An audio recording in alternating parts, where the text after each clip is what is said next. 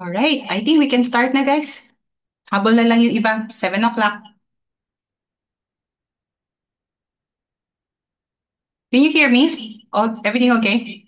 Yeah, okay, perfect. Okay, so let us start our lesson tonight. I will be your presenter tonight. Ay, mali. Okay. So, simulan na natin ang ating simulan na natin ang ating lesson ngayong gabi sa isang panalangin. So, ang panalangin na ito ay hinango ko sa mga reflections ni Brother Franz Dizon. Franz Dizon, yung sa Hollow Up. Actually, Hollow Up, ano na lang shameless plug. Hollow Up is a very good tool for you guys yung regarding your prayer and also for learning more about the faith. So I encourage you guys to download Hallow Up, HALLOW Up. Okay? Okay, so let's pray. In the name of the Father and the Son and the Holy Spirit. Amen.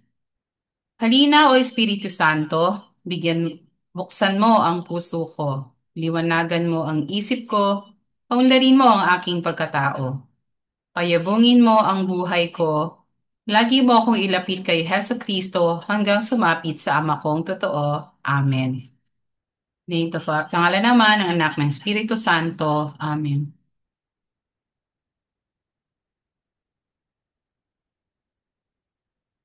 Okay, so again, let's kapirasong review regarding sakramento. Ay, alam ko na siguro nauumay na kayo kasasabi namin ng sakramento, pero kasi ito yung essence talaga nung inyong inaaral ngayong panahon na to. Okay, itong last few days for the 2 or 3 weeks already, di ba?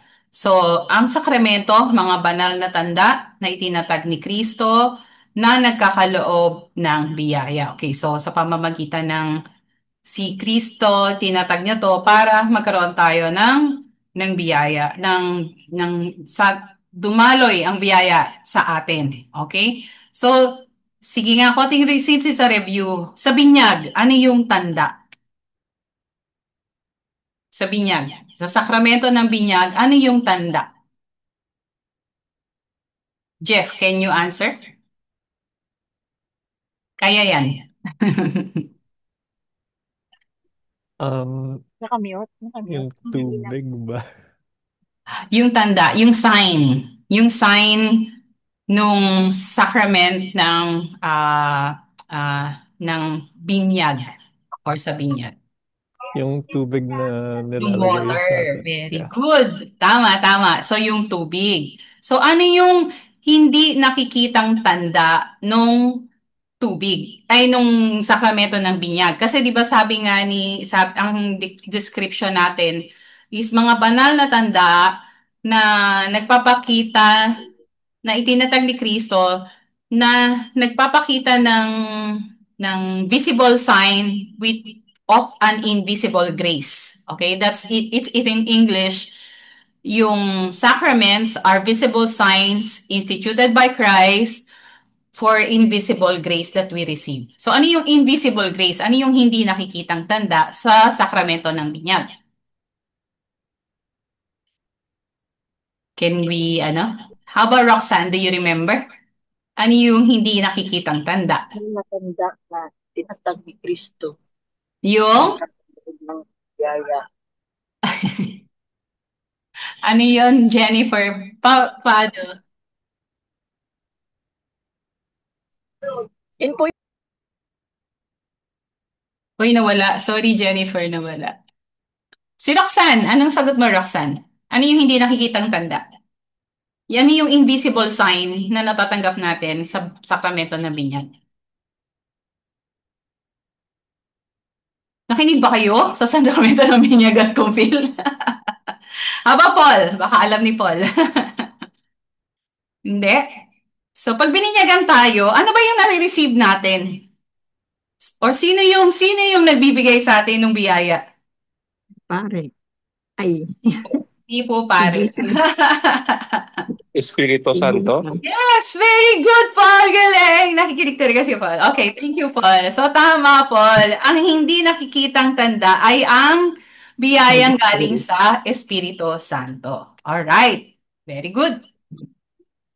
Okay, pa-mute ko muna uli si Miss Evelyn. Alright. Sorry guys, ang dami kong ano. Okay, let's proceed. Okay, so sa sakramento, nakakatagpo natin si Heso Kristo because siya yung kaganapan ng kagandahang loob ng pagmamahal ng Ama. So, si Kristo ang sakramento ng Ama. Okay? So, itinatag ni Kristo. Bakit ba kailangan itatag pa ni Christ yung mga sakramento? Tinatag niya kasi alam niya kung gaano tayo mga tao ay umaasa sa mga external things, yung mga panlabas na nakikita natin, di ba? Ano yung nakikita natin, naririnig natin, naamoy, nalalasahan, nahahawakan, di ba? Yan, masyado bilang human, bilang tao, very reliant tayo dito. Dito tayo masyadong ano ba to? Humahawa, di ba? So dahil sa mga kadahilanang to, pinasimula ni Kristo yung sakramento gamit ang nakikita at nakikitang mga palatandaan. Okay? Upang mapanatili ang ating pananampalataya sa kanyang mga pangako. Okay? So he used tangible, nahahawakan, naririnig, naaamoy, nalalasahan, di ba? So, he used tangible things, he made it holy para ma-remember natin siya doon sa sakramento na yon. Okay? Naintindihan po ba? Okay, so bilang pagbibigay diin, okay? Sana maintindihan natin kasi lalo na kayo lahat tatanggap kayo ng sakramento na binyag, magsisimula kayong tumanggap ng sakramento mula sa simbahan. Okay? So, bilang pagbibigay diin, ipinadala ng Ama si Kristo bilang tanda ng kanyang pagmamahal. Okay? Itinatag ni Kristo ang simbahan.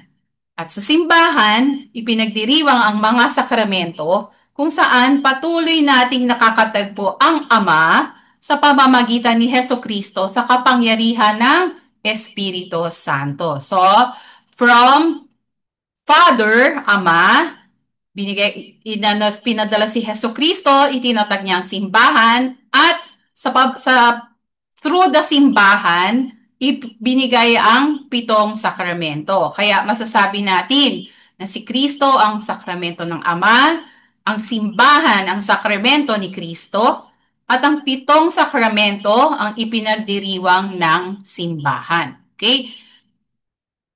So, ito po yung pitong sakramento. English nga lang po. Okay?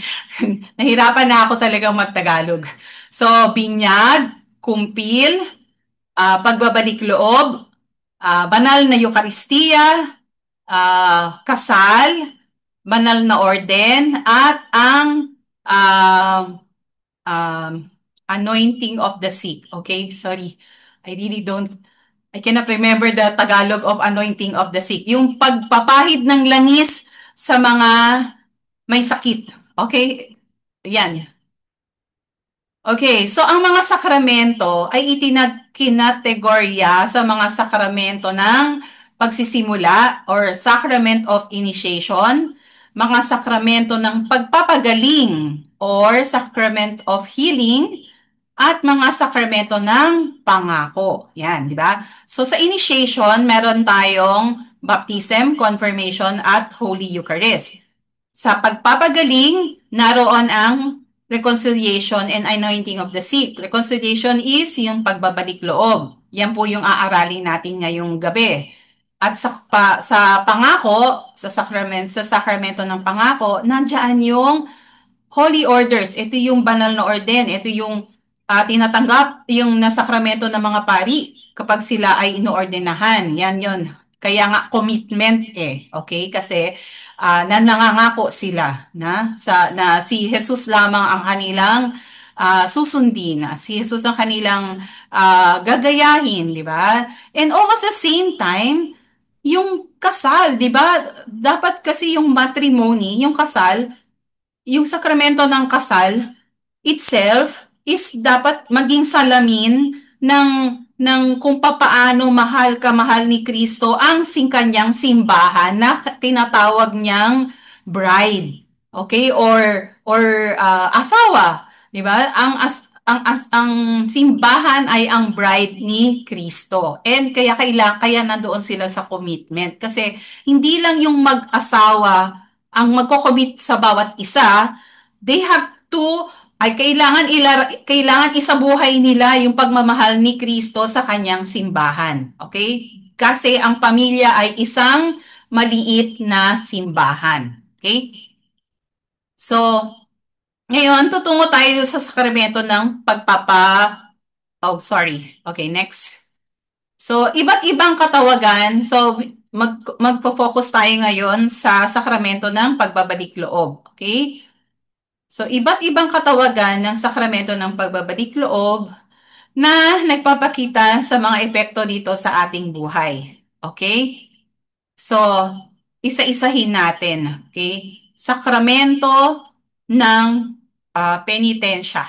Okay? Ito yung nagbibigay daan sa atin ng mga gawa ng penitensya or gawang pagbabayad puri para sa ating makakasalanan bilang isang paraan ng pagpapalalim ng ating pagbabalik loob at pagtalikod sa mga kasalanang ating ipinagtapat.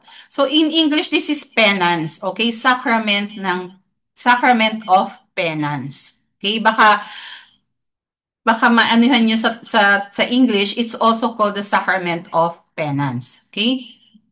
Yung sakramento ng pagbabalik loob, ito yung usually gagamitin natin yung term ngayon. So, tumatawag sa atin upang magbago, magbalik loob, at maging higit na umaayon sa larawan ni Kristo. Okay? So, yung every name, bawat katawagan sa sakramento ng pagbabalik loob, ito nga, pinapakita niya yung paano to nag-e-effect sa ating buhay.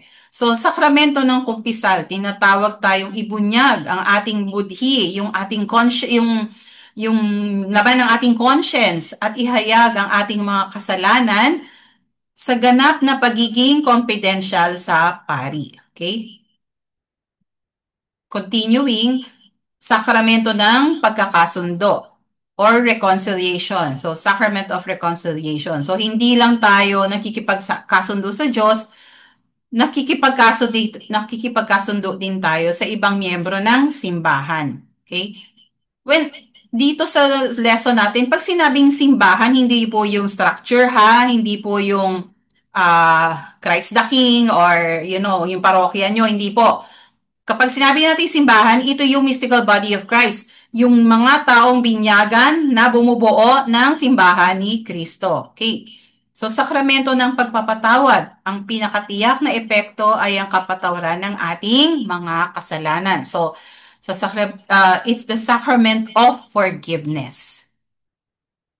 So, katulad ng ibang sakramento, laging mayroong minister, matter, at form. Okay? Ang minister ng sacrament ng pagbabalik loob ay ang obispo or ang pari. Okay? Kadalasan pari. Pero sila kailangan mga ordained na ministro, okay? Ordained ng simbahan. Hindi po pwedeng kahit kanino lang tayo mangungumpisal. Even po kung yung mga ordained na deacon, hindi pa po sila pwedeng makinig ng pangungumpisal ng isang mananampalataya. Kailangan fully ordained na sila. Kailangan obispo or pari. Ang matter is yung act ng pangungumpisal natin. Okay? Yun yung action na yung akto na sinasabi natin yung ating mga kasalanan sa pare. So yan yung matter.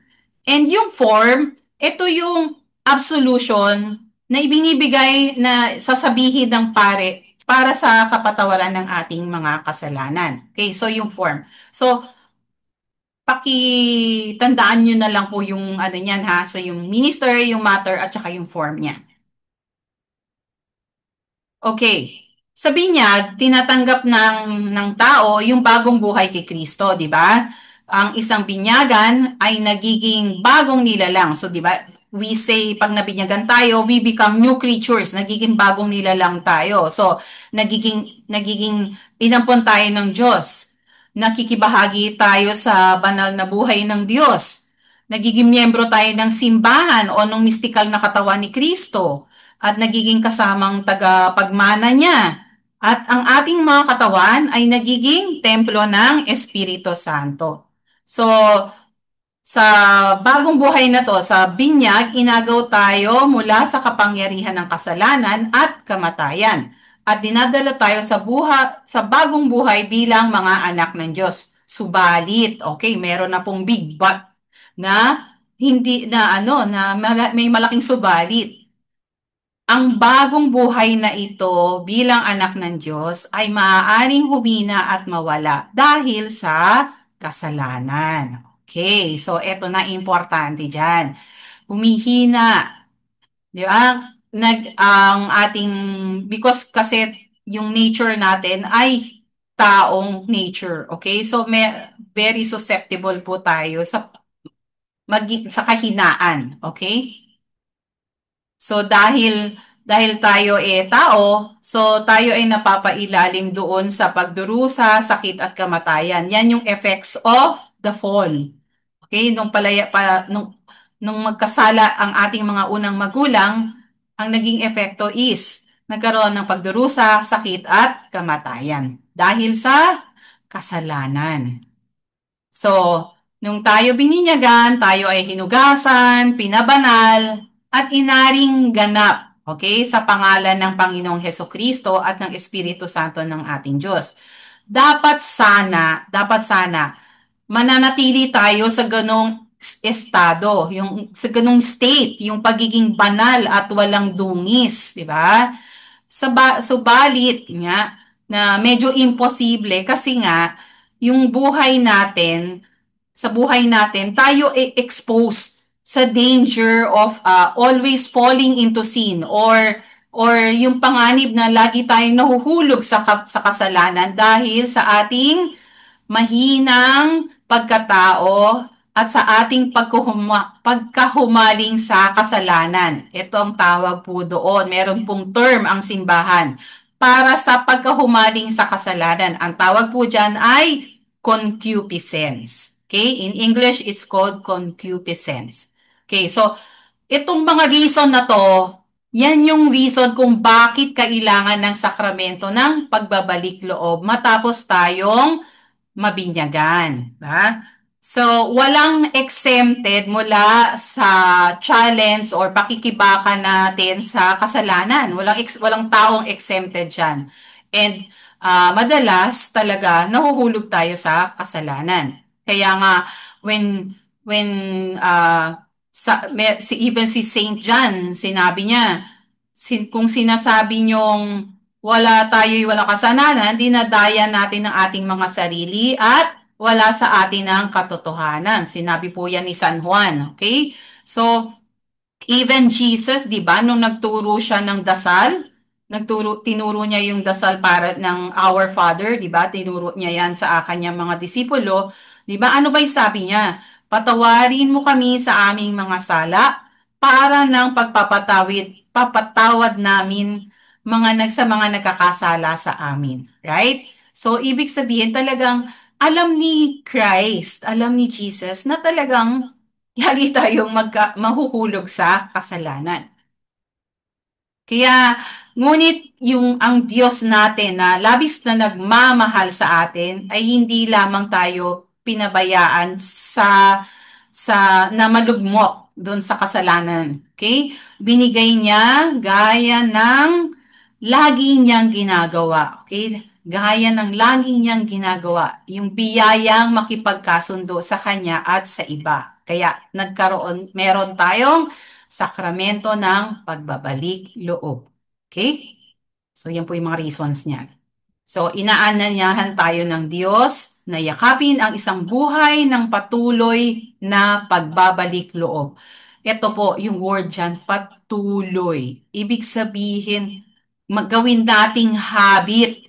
Gawin nating laging nakatatak sa brain natin. Gawin natin siyang natural sa ating buhay yung patuloy na pagbabalik loob. Okay?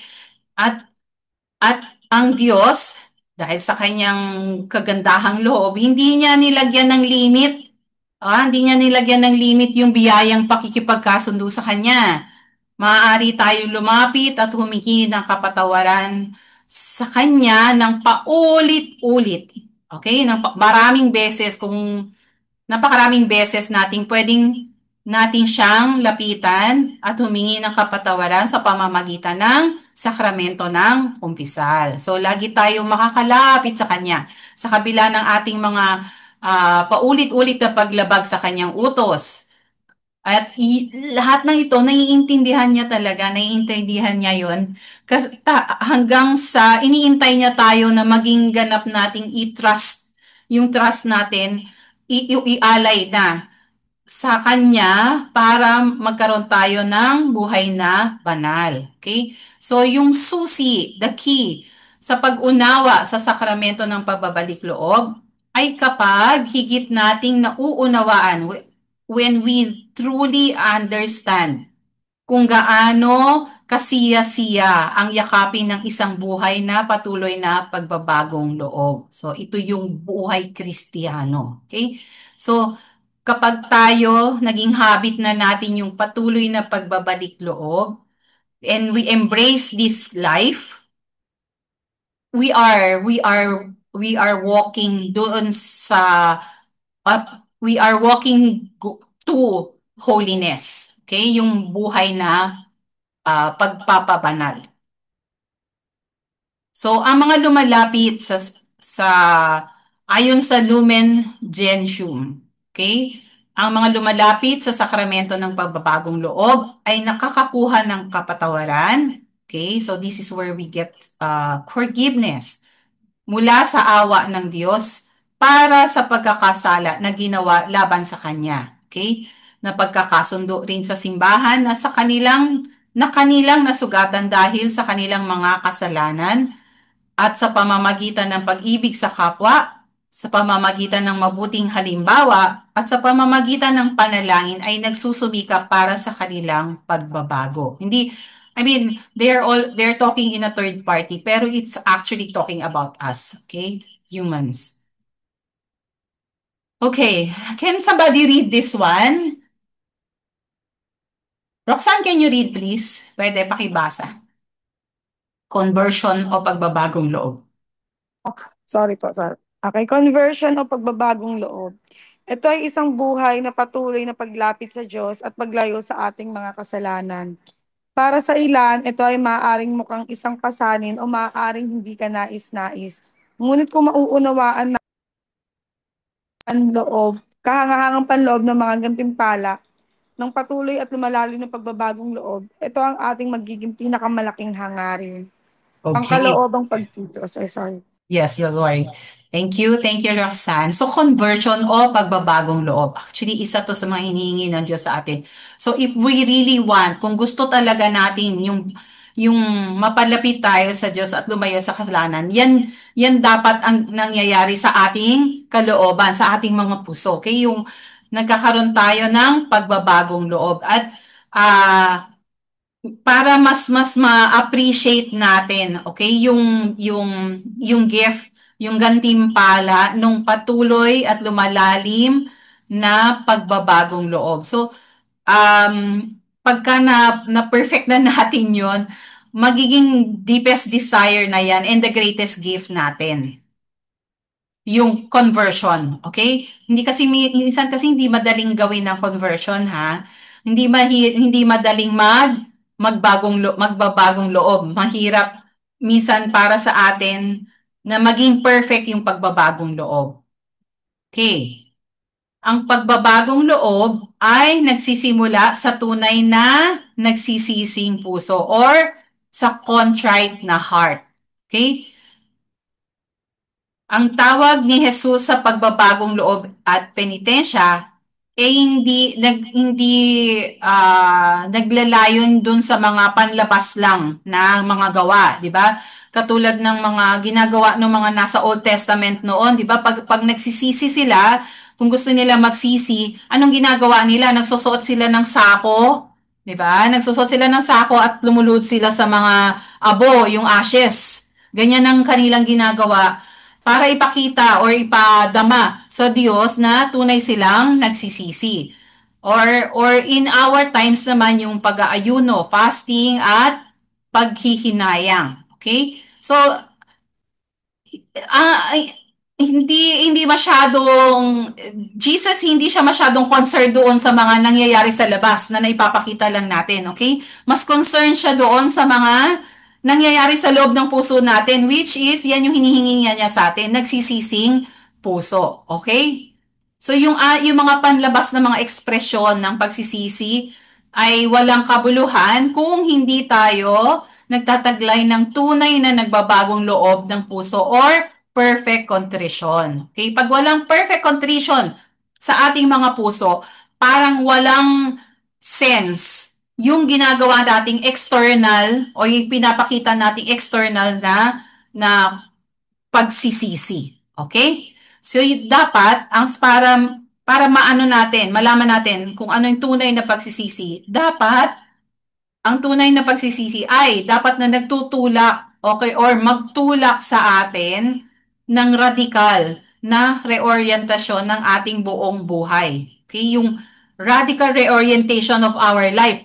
Talagang kung ano iikot mo siya 360 degrees. All right? To the other side 360 o the other side 180 degrees. Okay? Total reorientation. Okay? Kasi pag 360, babalik ka lang doon sa dating point, di ba? Okay, math. Okay. Isang pagbabalik sa Diyos ng buong puso at pagbawakas ng paggawa ng kasalanan. I think, sino bang pwedeng magbasa nito? Okay, let me see. Sino ba ibang teacher? Liam. Liam, are you there? Nandyan ka ba, Liam? Hello, Liam. Pakion nyo nga yung mga camera nyo, ha? Yes po, ma'am. Alright, Liam, you're here. Pakibasa mo naman ulit ang tunay na pagsisisi ay. Ang tunay na pagsisisi ay dapat na magtulak sa atin ng radikal na reorientasyon ng ating buong buhay. Isang pagbabalik sa Diyos ng buong puso at pagwawakas ng paggawa ng kasalanan. Isang pagtalikod sa kasamaan ng may pagkasuklam sa mga masasamang gawa na ginawa. Ang pagnanais at pagpapasya ng baguhin ang buhay na may pag-asa sa awa ng Diyos at pagtitiwala sa tulong ng kanyang biyaya. Okay, thank you. Salamat, Liam. So, try to understand. So, yung tunay na pagsisisi, sabi ko nga earlier, kailangan may radical na reorientation ng buhay natin. So, parang you totally change your life. Okay? And then, changing it in a sense na ibibigay natin ng buong buo sa Diyos yung ating puso. Okay? And then totally na hindi na wawakasan natin yung paggawa ng kasalanan. Okay? Hindi naman, it's very hard to do, but the saints did it, so parang bakit hindi natin pwedeng gawin? Okay? Yung mga banal na tao na gawa nila, yung mga kabanalan, di ba? Nagawa nila. So, there is a very big chance na maski tayo pwede nating gawin yan. Okay? So, isang pagtalikod sa kasamaan ng may pagkasuklam sa mga masamang gawa na ginawa. Yung total hatred or total hatred or total na anong tawag diyan na hindi actually hatred yung word dito eh. Ano ba 'yon? Total na parang gusto mong magsuka pagka naiisip mo yung kasamaan na ginawa mo. Okay? Dahil alam mong sobrang sama or na sobrang nasaktan mo ang Disgust. Diyos, you even physically parang you would feel vomiting kasi you are very sorry for what you have done, di ba? Ang pagnanais at pagpapasya na baguhin ang buhay. Okay? It's really with the hope, okay? yung desire natin at yung decision to change our life ay dapat nakadepende or doon sa pag-asa sa awa ng Diyos, okay? With hope in God's mercy, okay? At pagtitiwala and trust in His grace, okay?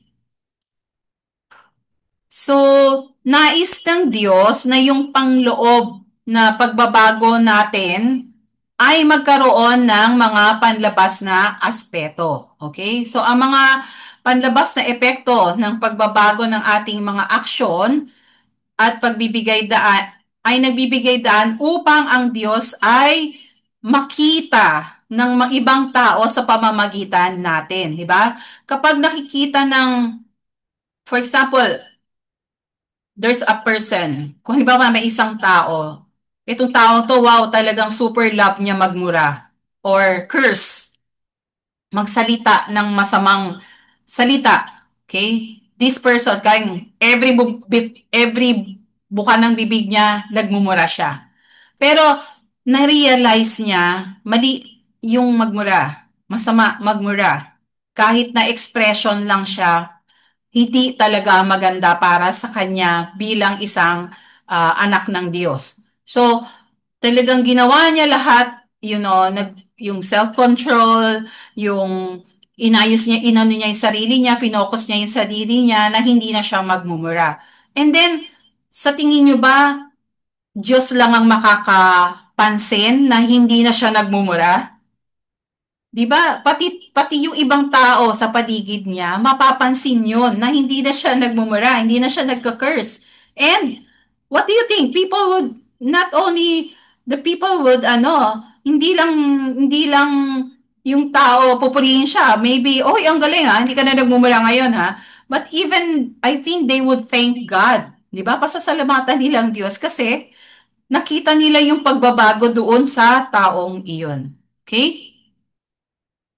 Alam nyo, this reminds me of yung mga bagong laya na prisoners na nagkaroon ng conversion inside while they were inside sa prison. Yung karamihan sa kanila, doon nila nakikilala si Jesucristo sa loob ng jail, sa loob ng preso. Tama ba? Ng prison. Okay? So it's like a very humbling and very good feeling para makamit ng mga taong katulad nila. Yung talagang kinumit nila yung total na pagbabago ng kanilang mga buhay. Okay. Sa tunay na pagsisisi ng kalooban, mas madali tayo nakakaisip at nakakagawa ng penitensya or penance para sa reparasyon or pagbabayad pinsala na gawa ng ating mga kasalanan. So penitensya ay paggawa ng pagbabayad pinsala para sa isang maling nagawa. Okay? And itong penitensya ay hindi dapat manatili lamang sa ating mga ulo. Okay, hindi lang siya sa head. Dapat itong ipahayag sa mga gawa ng kawang gawa at pakikiisa sa iba. It should come out in our works of charity. Okay, or mga gawang ng may pagmamahal. Okay? So, iba't ibang anyo ng pagbabayad pinsala or penance. Ang pag-aayuno, pagdarasal at paglilimos. Ito po yan. Fasting, praying, and almsgiving. Okay? Fasting, prayer, and almsgiving. Okay? Pag-aayuno, pagdarasal at paglilimos. So ito yung mga gawa na pangunahing ginigiit ng scripture at ng early church fathers natin na hindi lang ito like yung pag-aayuno, okay, fasting. Hindi lang ito yung yung pag-skip ng meal or hindi pagkain ng karne or hindi pagkain ng something. Hindi lang siya about pagkain, okay? Pwede natin itong i-deepen or palalimin sa mga gawang denial or denying ourselves nung whatever na nakakapagpaginhawa o nagbibigay ng comfort sa ating katawan. Katulad ng ginagawa ng mga saints, inaano nila, aside from the penance na binibigay ng pari, they also deny themselves of comfort to share in the suffering of Jesus Christ. Okay? So, isa sa mga example is, some of them, after receiving their penance, ang ginagawa nila, natutulog sila sa hard floor. Okay, yung mga saints, that's how they did it. Aside do sa penance na natanggap nila sa pari, dadagdagan nila yon ng another penance na para to show their yung total na pagbabalik loob sa Diyos. Okay? Ang ginagawa nila, natutulog sila sa floor or luluhod sila alam mo yun, they will pray na nakaluhod ng siguro ilang oras, ganon. They do those, parang mortification, okay? They do mortifications, pero inaalay nila yung suffering na yon sa suffering na tinanggap or binaya ni Jesus Christ. Yung inano niya. Ano ba tawag doon? Yung suffered niya, that he suffered. Okay? And then, pagdarasal, nagsasangkot ng paggamit ng lahat ng ating spiritual na kakayahan. Okay? Yung talino, kalooban at memorya sa pagkakaisas ng ating sarili sa ating Amang Diyos sa matalik at pamilyar na pakikipag-usap. Okay? Yung pagdarasal, di ba? Sabi nga lang, we can always do yung mga route prayers natin. Yung lagi nating yung mga memorize na panalangin. We can always do that. But Jesus is asking us is through communication. Yung prayer niya is yung tamang pakikipag-usap or taus-pusong pakikipag-usap sa kanya. Okay? Hindi yung usal. Hindi siya yung usal ng bibig lamang. Okay? Paglilimos. Hindi lamang yung pagbibigay ng pera o material na bagay sa nangangailangan, kundi pati na rin yung sa iba pang uri ng pagbabahagi ng for example, pagbabahagi ng ating oras, 'di ba? So nagjo-join tayo sa mga outreach ng simbahan, okay? Or pag-aalaga sa mga may sakit, pagpapatawad ng mga nagkasala sa atin, di ba? Lahat 'yan ay gusto kong hanapin nyo para mas maintindihan ninyo yung pagbabahagi, okay? Yung sharing of yourself, you try to look at corporal and spiritual works of mercy. Okay? Yan po yung maaari nyong gamitin para masabi nyo sa sarili nyo, talagang ibinabahagi ninyo ang inyong sarili. Okay? As a form of penance. Okay? So, yung ikalawa, mga pagsisikap sa pakikipagkasundo sa kapwa. Okay? So, yung kapag may nasaktan kang isang tao, sisikapin mo makipagkasundo sa taong ito. Okay? Luha ng pagsisisi, sorry. Sometimes, when we are, tayo ay truly sorry sa ginawa natin, di ba? Pag nagdarasal tayo, naiiyak tayo. Okay? So, and God would know kung totoo yung iyak mo o crocodile tears lang. Okay? God would know. Ang pagmamalasakit sa kaligtasan ng kapwa at pagsasagawa ng pag-ibig sa kapwa. At ang ikalima, sa pamamagitan ng pananalangin sa mga banal. So, hihingi tayo ng tulong sa mga banal. We ask for their intercessions to help us sa ating paggawa ng ating penance. So, since we are talking about pagbabalik loob, and lagi nating minimension yung kasalanan, ano nga ba talaga ang kasalanan? And ano nga ba yung mga ito na nagpapalayo sa atin sa Diyos. Okay? Ah, Michelle, pwede mo bang basahin yung nasa slide natin? Michelle, are you there? Okay, wala si Michelle. Si Kana. I hope Kana's here. Hi po. Okay, thank you, Kana. Pakibasa. Ang kasalanan, higit sa lahat, ay isang pagkakasala laban sa Diyos, isang pagkasira ng pakikipag-isa sa Kanya. Kasabay nito ay sinisira nito ang pakikipag-isa sa simbahan. Okay, thank you, Kana. So, yung sin, kasalanan, ay isang pagkakasala, offense. Okay? Is an offense against God. Pagkakasala laban sa Diyos. And pagkakasira ng pakikipagkaisa sa Kanya. So we are, sin destroys. Okay? Sin destroys our relationship with God. Okay? Yun na yung pinakamaigsing ano mo. It's sin actually destroys yung relationship natin sa Diyos. Okay? Hindi lang sa Diyos, pati sa ating sa simbahan. Okay? So, mabasa Miss Evelyn. Anyway, you're there. Basahin mo. Mag-unmute ka.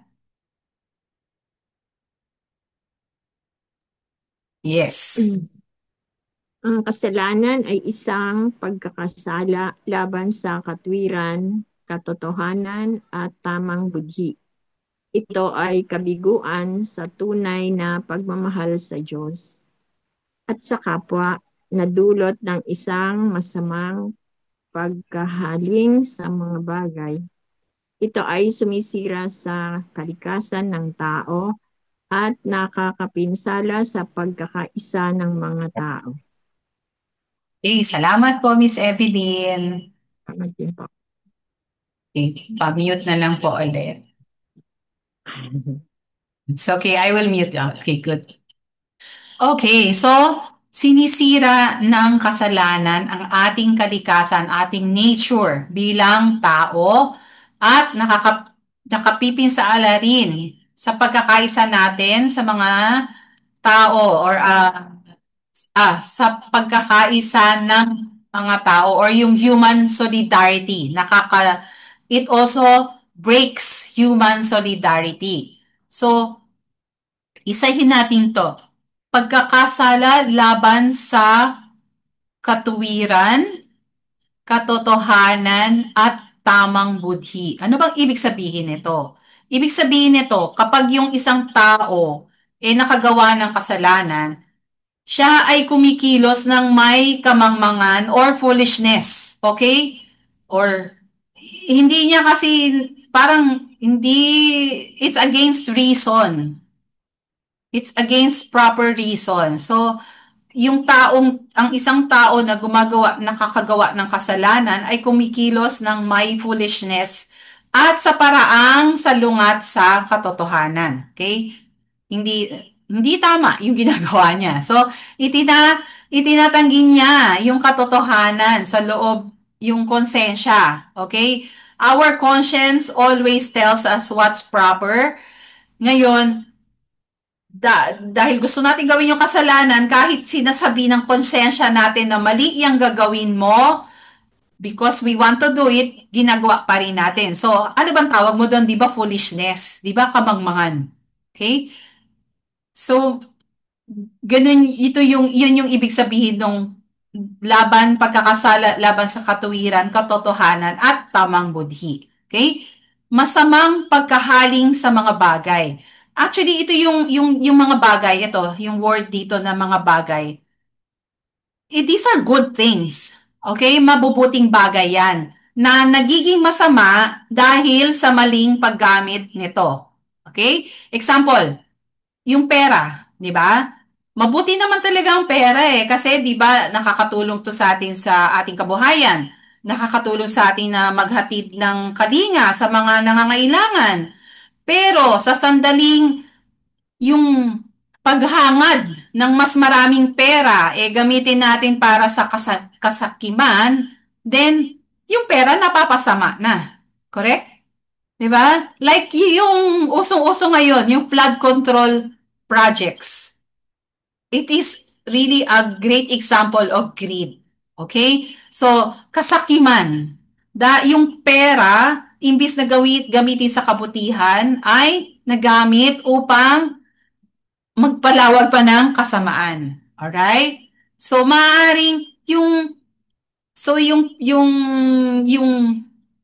wrong desire or yung kasakiman, itutulak niya yung tao na siguro kasi gusto ko marami akong pera. Paano ba ako magkakaroon ng maraming pera? Gusto ko pwede akong magnakaw, 'di ba? O papatay ako ng tao or gagawa ako ng below standard na flood control projects, right?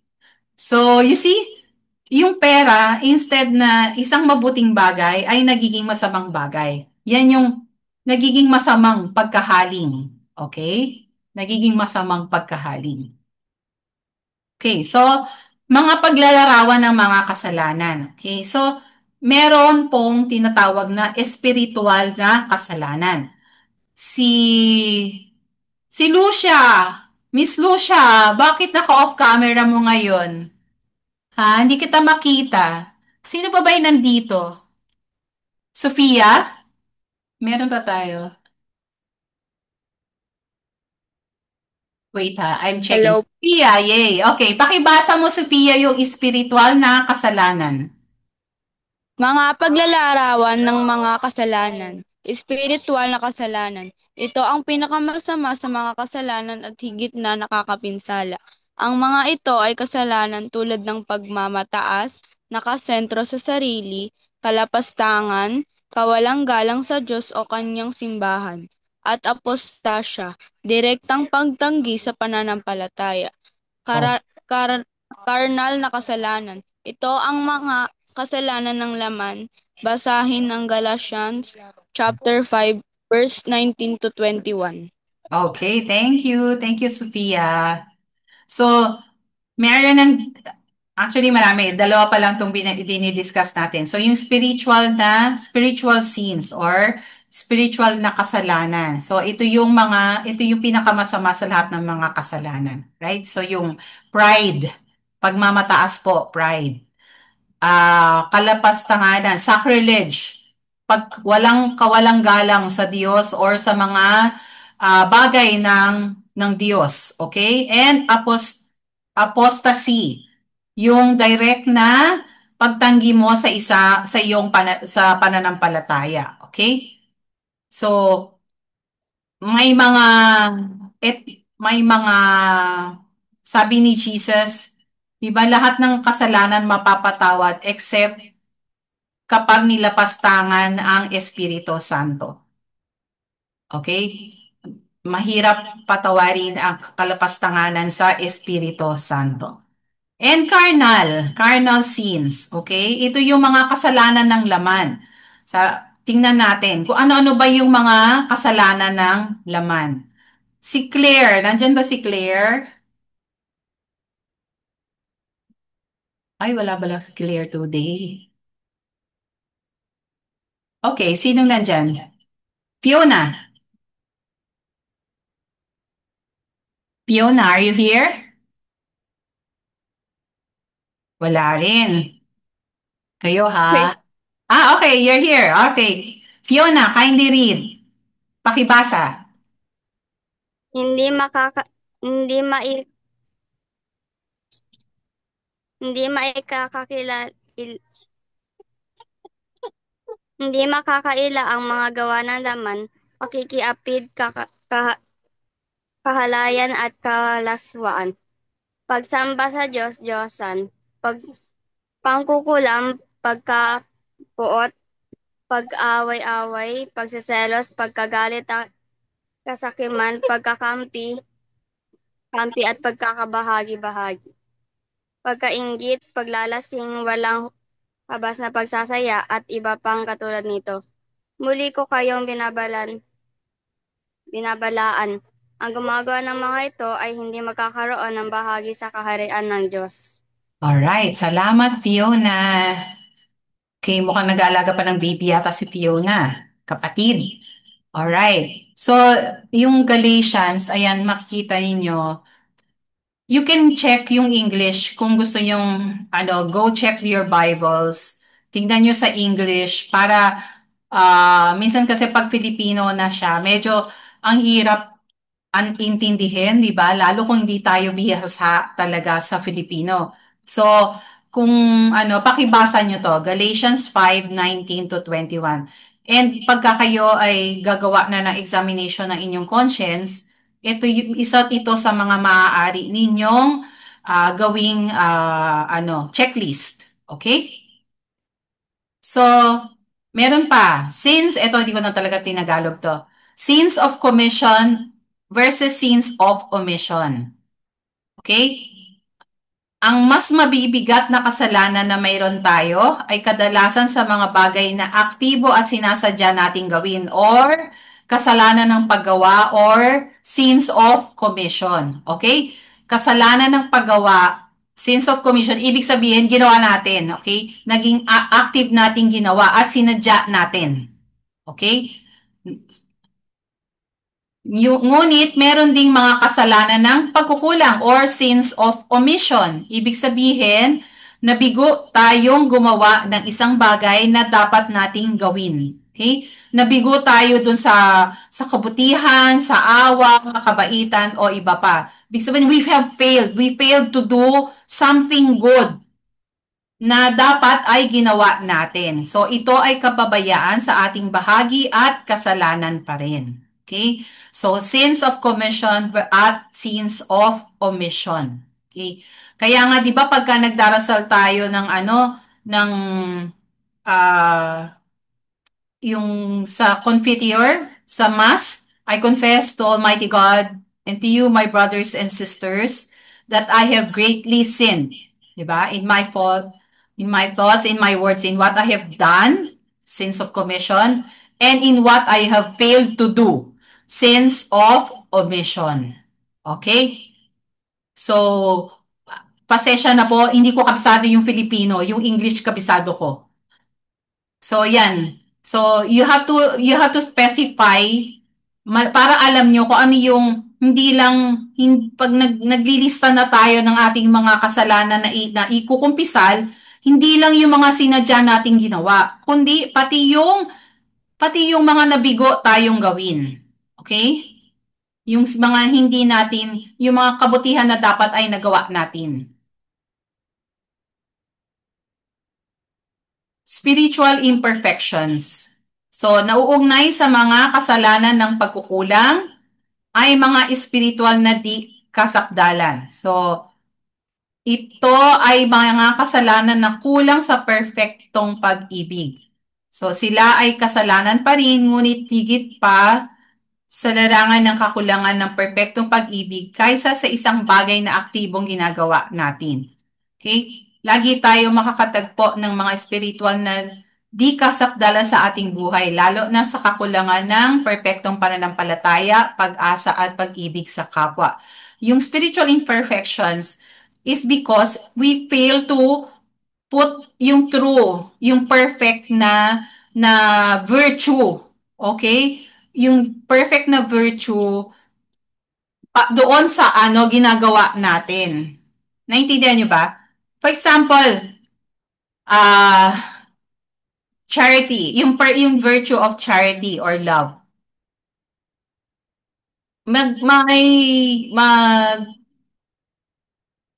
Aalaga tayo ng isang may sakit. Nag-aalaga tayo. Maganda naman ginagawa natin, di ba?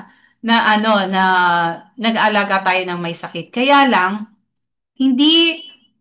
hindi siya tao sa puso natin. Okay, maybe ginagawa ko lang to kasi ano ba tawag dito? Ginagawa ko to kasi malaki sweldo ko. Right? Or grudgingly ginagawa ko kasi tatay ko to or nanay ko ito. Ganon. So parang wala yung perfect na charity. So, kaya kailangan, pag meron tayong ginagawa na alam naman nating mabuti, kailangan, lagyan natin ng perfection yung virtue na ipinapakita natin. Alright? So, ah, yung perfection of virtues. And then sins against virtue, okay. Ito naman nga, yun nga, yung mga hindi natin, we fail to live yung virtues to perfection. Okay, nandito na tayo ngayon, yung kalubhaan ng kasalanan or gravity of sin. Okay, pakibasa. Sino pa bang hindi ko natawag? Jeff, pabasa na lang ulit because you're always there. I can see you. Mortal sin. Mortal sin ay ang pinakamalubhang kasalanan at ang mga epekto nito ay maunawaan sa mismong pangalan nito. Mortal o nakamamatay. Ang kasalanang mortal ay ganap na pumapatay sa biyaya ng Diyos sa ating puso. Iniiwan nito ang taong patay sa spiritual at kulang sa pag-ibig at pag-asa. Hindi nito kailangan sirain ang pananampalataya, kaya nagagawa ng isang tao na magsisi sa mortal na kasalanan at makabalik sa Diyos. Okay, so mortal sin. I think narinig nyo naman na siguro kung ano ibig sabihin, kung anong mortal sin. Thank you, Jeff. Thank you. So, para sa ating mga, like Paul, may mga gravity yung sin, okay? I hope you understand this. So, pag sinabing mortal, ibig sabihin nakakamatay, right? It's deadly, okay? We try to think of it like this. Kapag yung umbilical cord ng baby, pinutol mo, ano mangyayari dun sa baby? Diba? Mamamatay. Mamamatay yung baby kasi pinutol niyo yung umbilical cord sa loob ng womb ng mother niya. So, it will cause the baby to die. And the same way with us, yung sa buhay natin. Yung buhay ng biyaya, katulad nitong umbilical cord. Okay? Pag naputol yan, mamamatay tayo. Our souls die. Ha? Our souls will die kasi naputol ng kasalanan, ng mortal na kasalanan, yung ating daluyan ng biyaya. And it has hurt God so much. Alright? Pero, kung kahit naputol yan, hindi niya sinisira yung pananampalataya. Okay? Hindi niya dinedestroy yung faith. Because faith is not destroyed, meron tayong chance for repentance. So, pwede tayong humingi. Again, pwede tayong bumalik at humingi ng kapatawaran sa Diyos sa pamamagitan ng sakramento ng pagbabalik loob. Okay? So, mortal sin. It's deadly, yes. It kills the life in us, yes. The life of God in us, yes. Pero, because hindi niya sinisira yung faith, okay, nakakabalik tayo sa Diyos through the sacrament of reconciliation. So, conditions of committing a mortal sin. So, ito kailangan, English na lang po kasi talagang mahirap siyang Tagalugin. Okay. Conditions of committing a mortal sin. So, kailangan grave matter siya. Okay, number 1. Kailangan grave matter siya or malubhang sala. It means yung kasalanan, the sin has to be very grave or seriously evil. Okay? It's the most nakakahindik-hindik na evil na magagawa ng isang tao. Example, yung mga violations against the Ten Commandments. Any violation against the Ten Commandments are mortal sins. Okay? Our grave matter pala. Sorry, our grave matter, which is a condition of committing a mortal sin. So, any violation against the Ten Commandments is grave matter or malubha which is isang kondisyon para makakumit tayo ng mortal sin. Ikalawang kondisyon, full knowledge or buong kaalaman. So, one performs the grave act with full knowledge that it is gravely wrong. Alam na ng isang taong gagawa nung kasalanan na ang gagawin niya ay evil, ay seriously evil. Okay? So when I say full, ibig sabihin 100%. Alam na alam. Okay? So there must be a complete understanding of the seriousness and gravity of the action. There should be a complete understanding of the seriousness. For example, nagplano akong magnakaw. Di ba? Inisip ko, ay magnanakaw ako. Magnanakaw ako. Alam ko masama ang pagnanakaw pero inisip ko pa rin siya. So may full knowledge. Pagka nagnakaw ako, alam ko magkakasala ako sa Diyos. Alam ko masama yung gagawin ko. Yung full knowledge. Right? Di ba? May full knowledge. And then yung ikatlong condition, yung pangatlong condition, complete consent or buong pusong pagsang-ayon. Okay? It must be done in a completely free way by one's own free will. When I say complete again, it should be done freely with 100% of one's free will. Okay? Hindi ka pinilit, hindi ka kanina sabi ko magnanakaw, right? Magnanakaw ako, pero complete consent. Ako mismo, ako na, pinlano ko pa siya. Meron pa akong, alam niyo yun, yung mga great heists na movie, di ba? Meron pang may mapa, may everything, ganyan. So, merong complete na consent. Kasi ginusto kong gawin. Alright? So, yung pagnanakaw na ginawa ko ay isang mortal sin. Okay. For example, anything, it says here, anything less than 100% of number 2 and number 3 does not meet the requirement of mortal sin. Okay? Ibig sabihin, halimbawa, yung pagnanakaw, naisip ko, alam kong masama yun, and may full knowledge ako, pero kasi kaya ako gagawin yun kasi pinipilit ako. Halimbawa, kinidnap kasi yung anak ko. Okay, naintindihan nyo? Kinidnap yung anak ko, kaya gagawin ko to. Kaya gagawin kong magnakaw kasi napipilitan ako dahil papatayin nila yung anak ko pag hindi ko ginawa. Okay, so walang complete consent. Alright? So, pagka may lacking, any of these three, pag hindi kompleto tong 1, 2, 3, hindi siya mortal sin. Okay? If any one of these conditions is lacking, the sin makes it a venial sin. It makes it a venial sin. Okay? Makes the sin venial. Alright? Ano ba yung venial sin? Okay. Ito na tayo. Venial sin or kasalanang venial. Alright? So,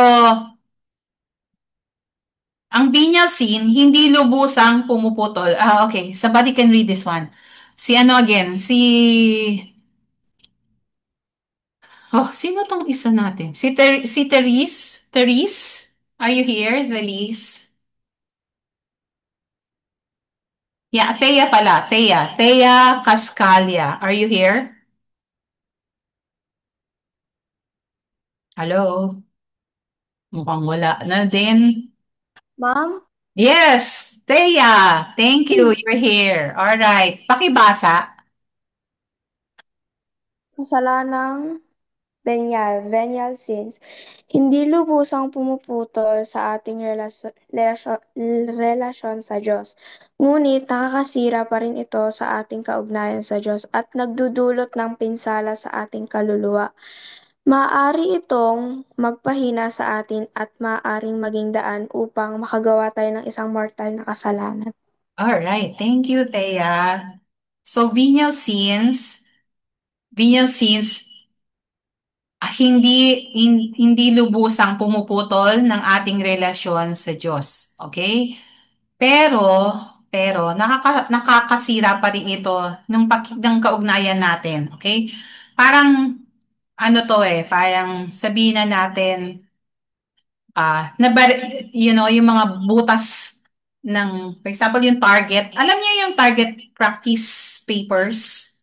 Alam niyo yun? Yung may bull's eye? Alam niyo yun? Di ba pag nagta-target practice tayo, yung yung isang hole, isa lang, di ba? So buo pa rin yung papel, may isang hole nga lang. Halimbawa, tadtarin mo ng hole yun. Tadtarin mo ng hole. For example, sa archery, yung isang arrow, may hole, dun sa target paper, isang hole lang. Pero pagka paulit-ulit na ginagamit niya yung arrow, tumutama dun sa paper, sa target paper, di ba ang dami-dami-dami ng holes? Ano nangyayari dun sa paper? Di ba nasisira din siya kasi sa dami ng holes nung target paper. So, ganun din yung kasalanan sa atin. If you think about like isang kasalanan, sabihin natin, ay hindi naman mortal yung kasalanan ko, venial sin siya. Yeah, but it's a hole in your soul already. Sa katutak na venial sins, di ang daming holes ngayon nung kaluluwa mo, nung soul mo. So, ano nangyayari? So, nagpapahina na ito ngayon sa ating sarili, nagpapahina na ng ating kaluluwa. And because of paulit-ulit na paggawa ng kasalanan, maaari din tayong makagawa na ng isang mortal na kasalanan. Naintindihan po ba? Okay? So, epekto ng kasalanan. So, kapag tayo ay nagkasala, palaging mayroong negative na epekto. Okay? Negative effects. So, there's no such thing as private sin. Okay? Walang pribadong kasalanan. Ang lahat ng kasalanan ay nakakaapekto sa ating relasyon sa Diyos at sa ating kapwa. Okay? We cannot say na nagsinungaling ako lang nakakaalam. Hindi natin pwedeng sabihin yun. Okay? Kasi pag nagsinungaling tayo, alam ng Diyos, at kung malaman nung pinagsinungalingan natin, di ba, masasaktan yung taong ating pinagsinungalingan. So, walang pribadong kasalanan. There's no such thing as private sin. So, lahat ng kasalanan ay nakakaapekto sa ating relasyon sa Diyos at sa ating kapwa.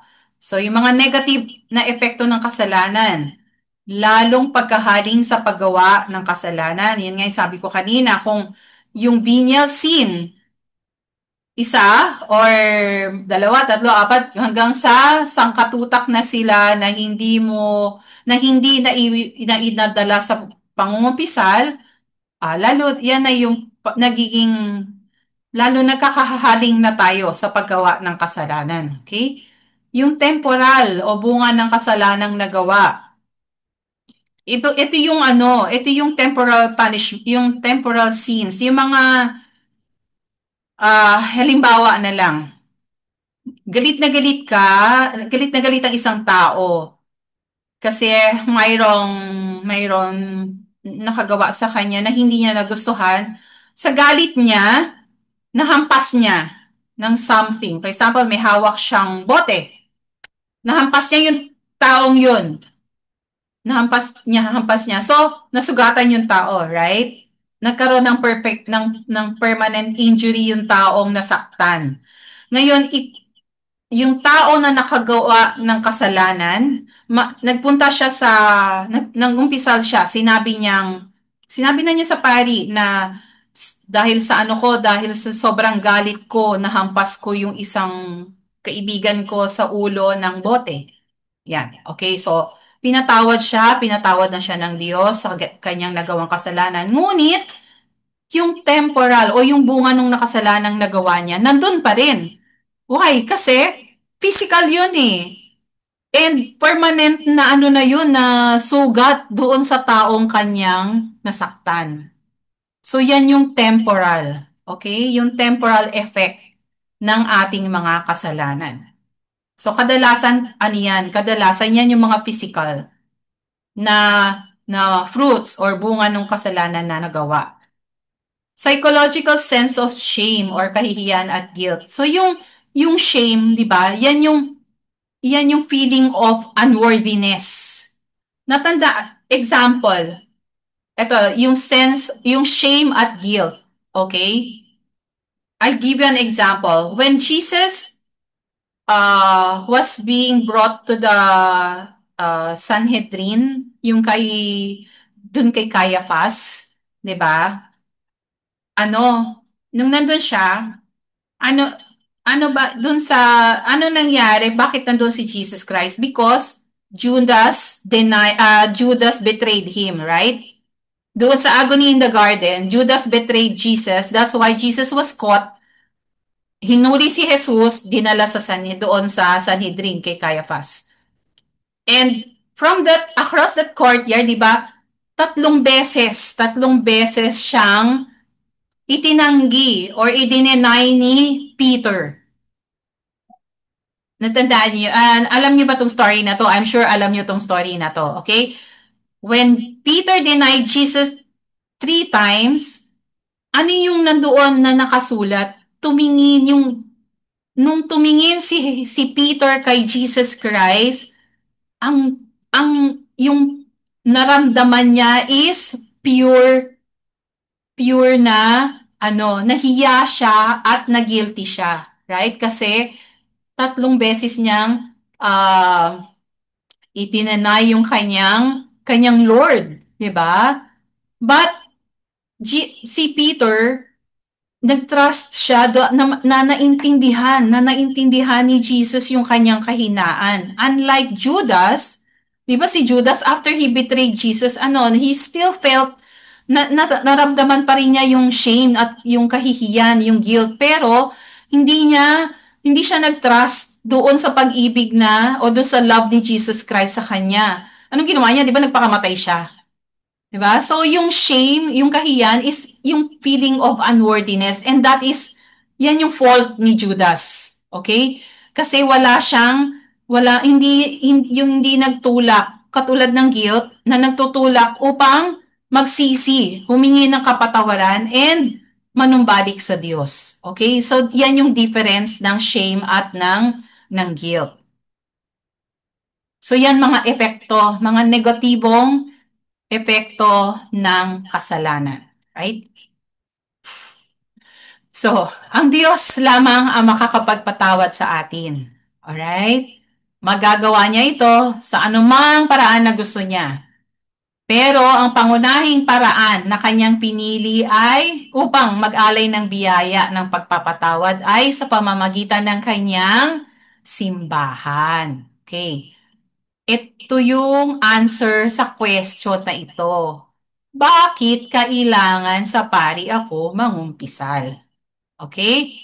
Jesus can choose any way to give us the chance to go back to Him. But what He chose is through the ministry of the church. Okay? Sa pamamagitan ng misteryo ng simbahan. And dalawang paraan kung saan ang simbahan ay kaagapay ni Jesus sa sakramento ng pagkakasundo or pagbabalik loob. So, sa pamamagitan ng misteryo ng mga pari. So, through the priests, direktang pumapasok ang Diyos at pinapawi ang kasalanan. Ito yung word na in persona Christi. Okay? In the person of Christ. Ang kapangyarihang magpatawad ay ibinigay sa mga apostol at ipinagsalin-salin sa lahat ng nakikibahagi sa inorden na ministeryo. Okay?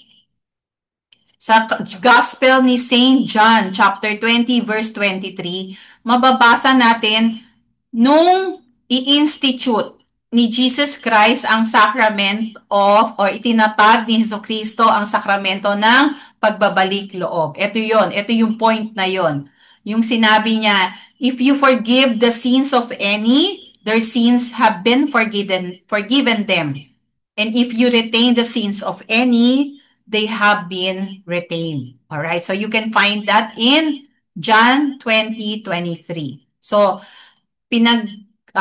ipinagkatiwala ni Jesucristo yung authority to exercise the power of absolution sa apostolic ministry. So yung mga yung mga nagre-refuse na mangumpisal ng kanilang mga kasalanan sa pare, and sinasabi nila, bakit kailangan mangumpisal ako sa pare? Pwede naman ako mangumpisal lang directly kay sa Diyos, okay? So, yung mga ganong klaseng tao ay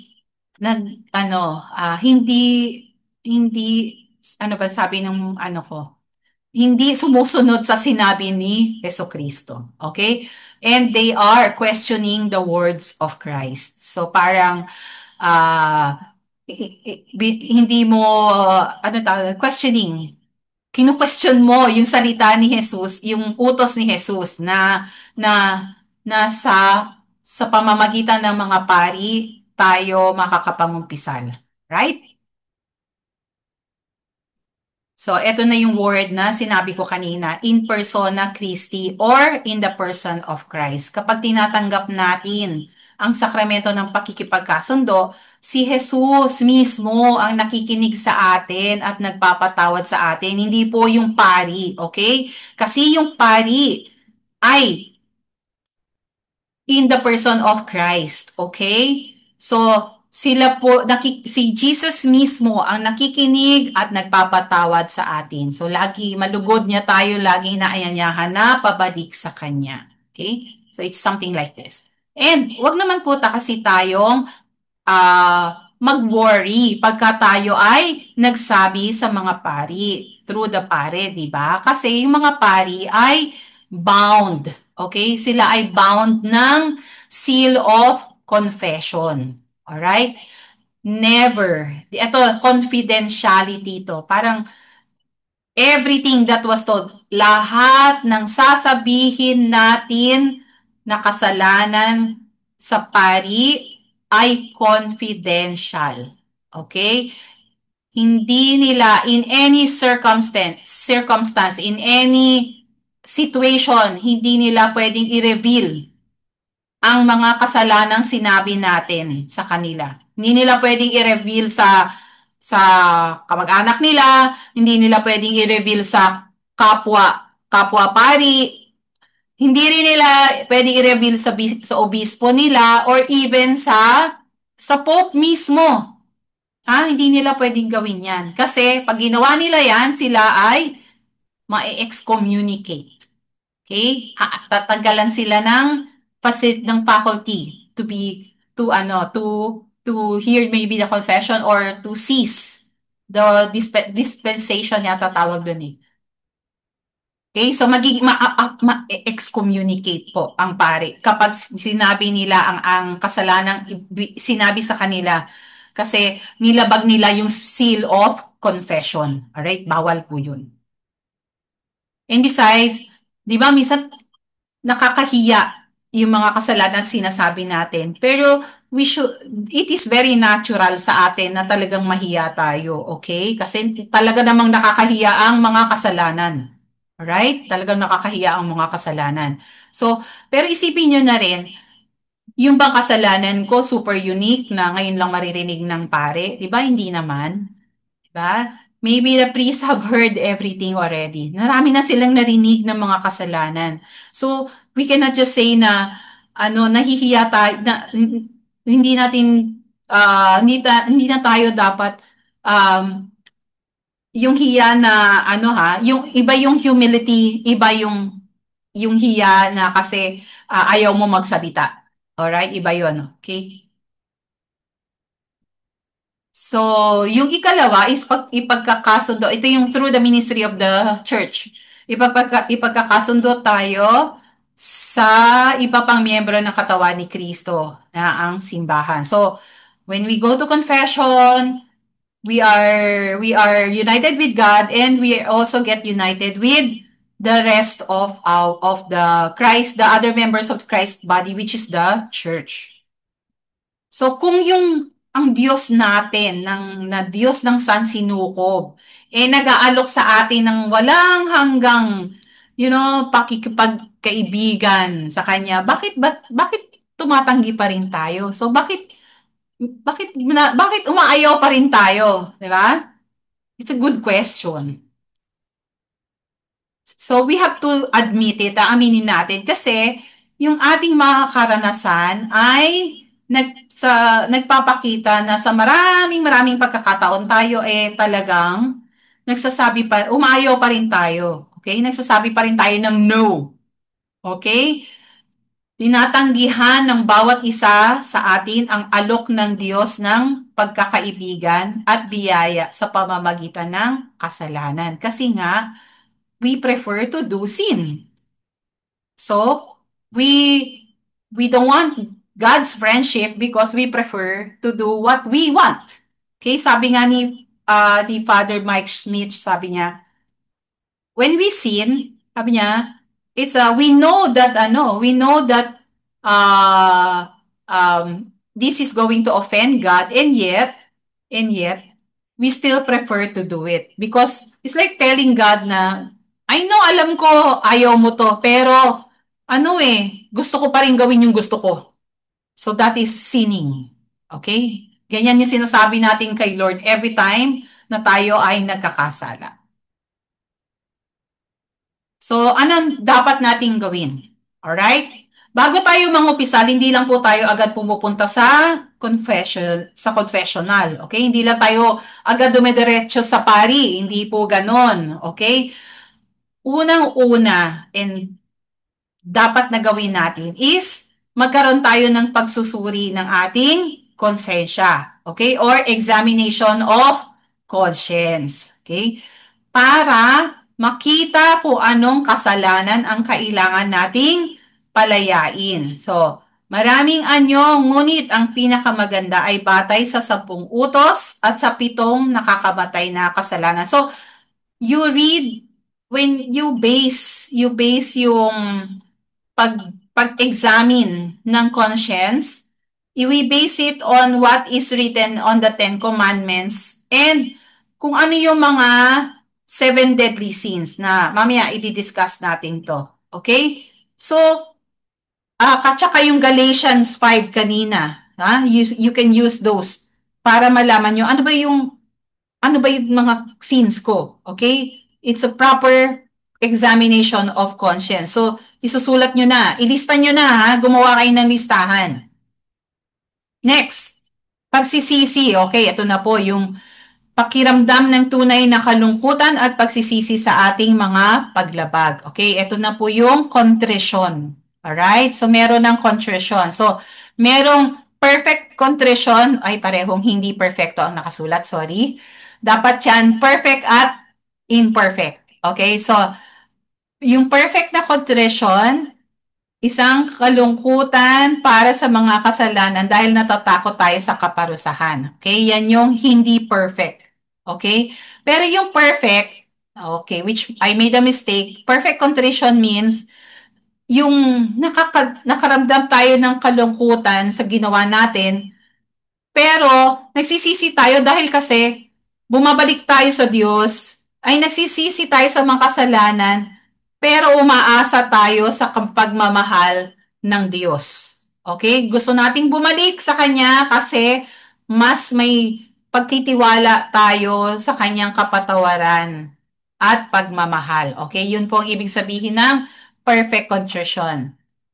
Matatag na layunin ng pagbabago. Okay, so yung ano ka na, talagang amendment, perfect amendment. Okay, yung matatag na pangako sa pagbabago. Okay, na wag nang magkasala uli, pilitin, o tsaka iwasan yung mga temptations kung saan tayo ay nahuhulog sa kasalanan sa tulong ng biyaya ng Diyos. Okay? Next. Tita Linda, bakit wala si Lucia? Naka-mute po kayo. Ayan. Miss Lucia, basahin mo naman to. Hindi ko pa narinig boses mo, Miss Lucia. Basahin mo to. Gaano kadalas ako dapat mangumpisal? Teka, inaayos Inaayos lang sa dali. Opo. Naputo. O, ayan, Lucy. Okay, Sumagot thank you. ka daw. Thank you, Doc. Naka-unmute ito. Basahin mo, Miss Lucia. Apa. Gaano kadalas ako dapat mangumpisal? Isang magandang layunin ay ang pagsasanay nito buwan-buwan o kada ikalawang linggo. Maliban kung sa palagay mo ay kailangang pumunta ng mas madalas. Ang simbahan ay nagsaad na dapat pumunta tayo sa isang beses sa isang taon kapag alam natin ang malubhang kasalanan. Ngunit ito ang pangunahing kinakailangan. Dapat hangarin natin ang mas madalas. Okay, thank you, Miss Lucia. Okay, so ang good goal sa pagpunta sa pangumpisal is every month. O, di ba? Or depende sa atin kung gaano kadalas natin gustong pumunta sa pangungumpisal, okay? The church tells us, sinasabi ng simbahan na pupunta tayo at least, the very least is isang beses sa isang taon. Kasi para if ever na may mortal sin tayo, masabi natin yan. Ngunit, yan yung baseline eh. Yung isang beses sa isang taon, that's the baseline. Ano ba tayo? Okay na tayo doon sa baseline lang? Di ba hindi? Wag naman. Napaka-mediocre naman natin na Kristiyano, di ba? So, wag naman tayong natili doon sa baseline na isang beses isang taon. Dapat, ang maging goal natin is pumunta ng mas madalas. Okay? Mangumpisal ng mas madalas. Alright? Lalong-lalo na pala lalong-lalo na kung sa inyong pagsusuri ay nakagawa ng isang mortal na kasalanan. Okay? Kasi sa tuwing makakagawa tayo ng mortal na kasalanan, kailangan muna nating makipagkasundo kay Jesus sa pamamagitan ng kumpisal bago tayo tumanggap ng banal na komunyon. 'Di ba? Sabi ni nagturo si Sir Nino, 'di ba? Before we receive Holy Communion and we are in mortal sin, hindi tayo dapat mag-receive ng communion. Kailangan ikumpisal muna natin yung mortal sin natin bago tayo mag-receive ng Holy Communion. Kasi sabi ni St. Paul sa 1 Corinthians 11:27, kaya ang sino mang kumakain ng tinapay at umiinom sa kopa ng Panginoon sa paraang hindi nararapat ay nagkakasala sa katawan at dugo ng Panginoon. So, it is a sin kung mayroon, parang dinadagdagan mo yung kasalanan. Alright? Di ba sabi, pagka nag-receive tayo ng komunyon na mayroon tayong mortal sin, tayo ay we commit a greater sin na sacrilege. Okay? So, kaya ang sabi, mangumpisal ng mas madalas dahil ang kumpisal ay isang sakramento. At ang pagtanggap ng lahat ng mga sakramento ay nagbibigay sa atin ng biyaya na tumutulong sa atin na iayon ang ating buhay kay Kristo. Reminder lang po yan. Okay, eto na po tayo. Pupunta na po tayo sa habang nangungumpisal. Okay? Habang nangungumpisal. Yung mga like Paul, Michelle, sino pa ba yung natin? Michelle, yung mga converts natin, makinig po kayong mabuti kasi this would be your guide to do the sacrament of reconciliation after your baptism. Okay? Definitely, sabi ko nga, we are human nature, definitely magkakasala tayo. So, kailangan pupunta po tayo sa Sacrament of Reconciliation. Okay, so, ito po is isang suggested na prayer before confession. You can screenshot this, you can use this, okay? Ngayon na ba screenshot or pag pinanood nyo na lang uli yung video? Bahala kayo, okay? So you can screenshot this now. I give you 1, 2, 3, 4, 5, 6. Okay, pwede na? Alright, next. And then, para sa mga nag-Tagalog, like si Miss Lucia, pwede mong pa-screenshot sana po ito para mayroon po kayong prayer bago mangumpisal. Okay? Ay, ipopost ko na lang to doon sa ano natin, sa materials ng ano natin, sa Google. Okay? Okay, so habang nangungumpisal, okay, ito po yung mga scenario, okay? So, babatiin tayo ng pari and then he will invite us to go inside or we can always go inside the confessional. Do you know what's a confessional? Ito po yung box where the priest is there sitting and then meron siyang behind the screen, nandun yung pare, tapos merong kneeler sa harapan, doon tayo luluhod para tayo ay makapangumpisal. Okay? So, mag-antanda, we make the sign of the cross habang binibigkas ng pari yung sa ngalan ng Ama at ng Anak at ng Espiritu Santo. And then we say amen with him. So, habang maaaring magsabi ang pari ng mga nakahihikayat na salita ng pagtitiwala sa Diyos. So, he can say this or he doesn't have to say anything or pwedeng hindi naman. Alright? Pagka hindi siya kumikibo, then you can proceed na. Pwede mo nang sabihin ito. Basbasan ninyo po ako, Padre, sapagkat ako ay nagkasala. Ang huli ko pong kumpisal ay noong. Okay, you have to remember kailan ka huling nangumpisal. Si Jennifer, are you there? Pakinggan mo tong mabuti ha kasi you are supposed to go. Lahat kayo naman actually except for Paul, except yung mga bibinyagan. Okay? Pero ito, tandaan nyo to. Basbasan ninyo po ako, Padre, sapagkat ako ay nagkasala. Ang huli ko pong kumpisal ay noong. Okay, you have to tell him. Bakit kailangan sabihin natin kung kailan tayo huling nagumpisal? Kasi para malaman ng pari yung gravity o yung kalubhaan nung kasalanan na sasabihin natin sa kanya. Okay? Understand? Naintindihan po? So, tapos iisa-isahin mo na, ito po ang aking mga kasalanan. Kaya nga sabi ko, pag gumawa kayo ng examination of conscience niyo, ilista nyo na. Simulan nyo nang ilista kung ano yung mga kasalanan na inyong nagawa o yung mga nagawa na ako, like me. I will list down. I'll make a list. Kahit sa telepono ko, ginagawa ko yan sa notes ng phone ko. Para kung nandoon na ako sa confessional, yun na lang ang binabasahan ko. Okay?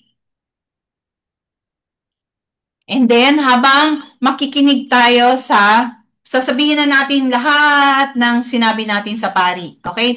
Sabihin na natin lahat sa kanya yung ating mga kasalanan. And then, pag natapos na tayo, sasabihin sa atin ng pari kung ano yung mga gawain ng bayad puri sa mga kasalanan. Ito yung penance. Okay? Sasabihan tayo ng penance. Ito yung gagawin mo. Halimbawa, pwede niyang sabihin na, you can magdasal ka ng 3 Our Father. Okay? Pwede niyang sabihin yan. Or pwede niyang sabihin na you do an act of kindness. Gumawa ka ng isang anong tawag diyan? Act of kindness. Ng isang kagandahang loob, 'di ba? Gumawa ka ng isang gawaing kagandahan ng loob, okay? So, yan yung mga penance. Depende sa pare kung ano yung ibibigay niya sa inyo. Okay? And then, after that, pakikinggan mo yun or bibigyan ka pa nga niya minsan ng counsel Sasabihin pa niya kung papaano mo i-improve yung in whatever aspect na sinabi mo sa kanya, ganon. So, meron pa siya minsan mga advice, okay, or counsel. Meron siyang binibigay na ganon. So, after that, pwede niyang sabihin sa'yo, okay, dasalin mo na yung panalangin ng pagsisisi or act of contrition. May mga pari po talaga na sasabihin nila, okay, pray the act of contrition. So, dapat alam natin to. Kabisado nyo dapat ito. Yes, dapat kabisado nyo ang act of contrition. Okay? Meron pong English niyan. Ito po. Ito yung English. For those who prefer it in English, paki-screenshot na po yan. Okay? Yan po ang act of contrition. Kasi the priest may highly will mas malaki yung chance na sasabihin niya sa yung okay, pray the act of contrition. Okay? So, dadasalin mo yan, iintayin ka niyang matapos, and pagkatapos nun, bibigyan ka na niya ng paggawad ng kapatawaran or dadasalin na niya yung absolution.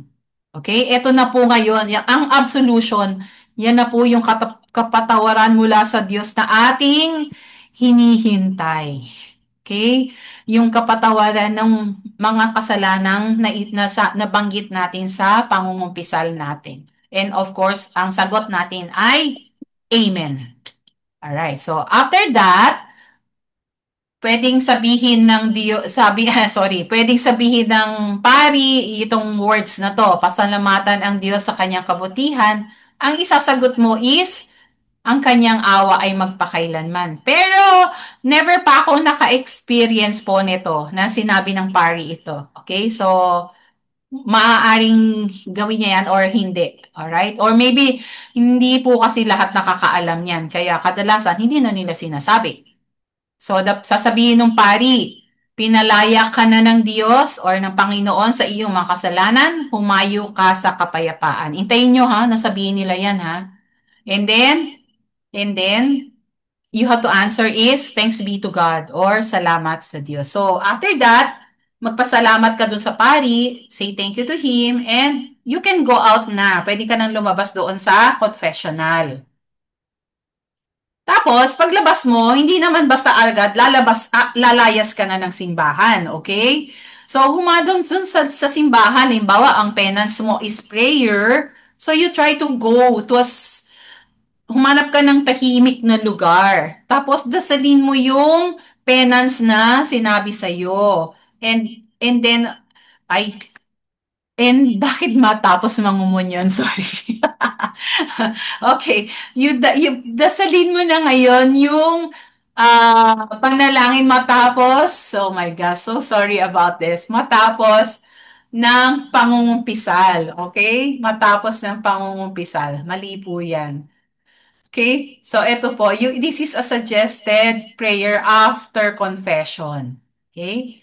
And then, after that, magpasalamat ka sa Diyos kasi pinatawad ka niya. And then, pilitin mo na huwag ka nang magkasala uli. Alright?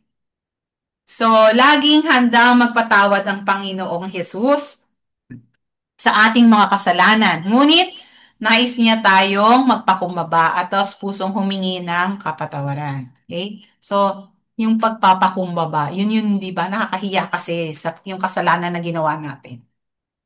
So, bilang mga kawal para kay Kristo, isinuot natin ang ating mga armor, di ba?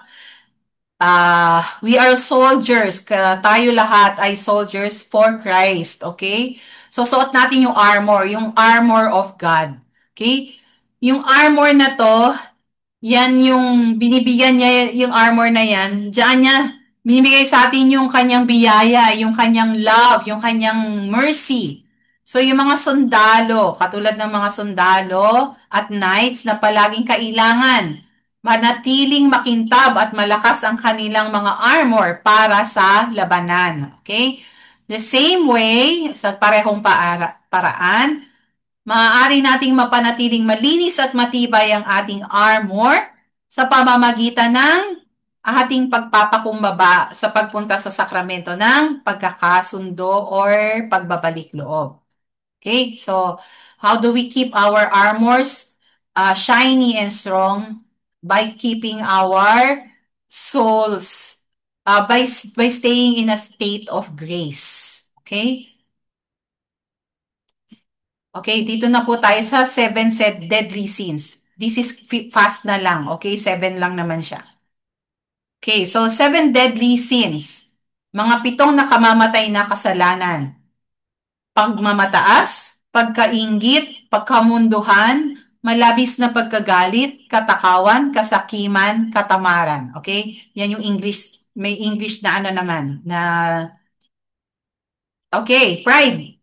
Kapag tayo ay punong-puno ng ating sarili, becomes full of ourselves, okay? It makes us big heads, okay? Pag na pinalalaki yung mga ulo natin dahil sa pride.